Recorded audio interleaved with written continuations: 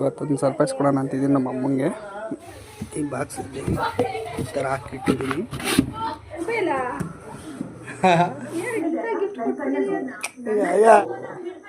ಇವತ್ತು ಹಿಂಗೆ ಸೈಡಲ್ಲಿ ಹಾಂ ಗಾಯ್ಸ್.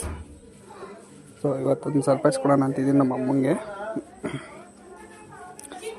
ಆಲ್ರೆಡಿ ಅದನ್ನು ಬಾಕ್ಸ್ ರೆಡಿ ಮಾಡಿ ಇಟ್ಟಿದ್ದೀನಿ.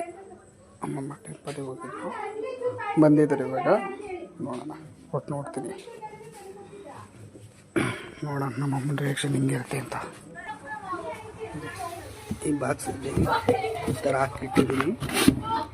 ನೋಡ್ಕೊಳ್ಳೋಣ ನಮ್ಮಮ್ಮ ಓಪನ್ ಮಾಡಿ ಗೊತ್ತಾಗುತ್ತೆ ಏನು ಅಂತ. ಓಕೆನಾ?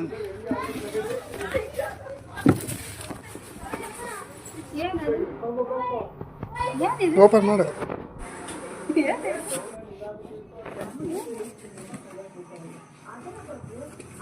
ಏನದು?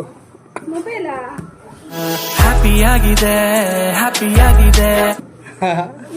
ಮೊಬೈಲ್ ಎಲ್ಲ ತೆಗಿ ಕುದಗ.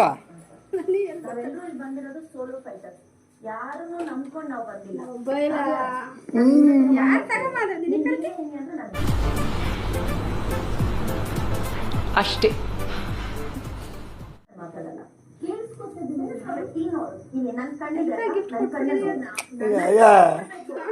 Happy happy happy.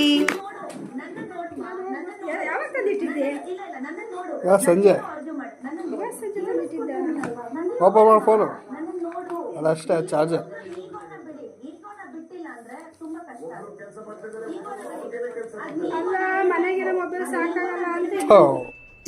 ಇದು ಆಕ್ಚುಲಿ ಚೆನ್ನಾಗಿರೋದು.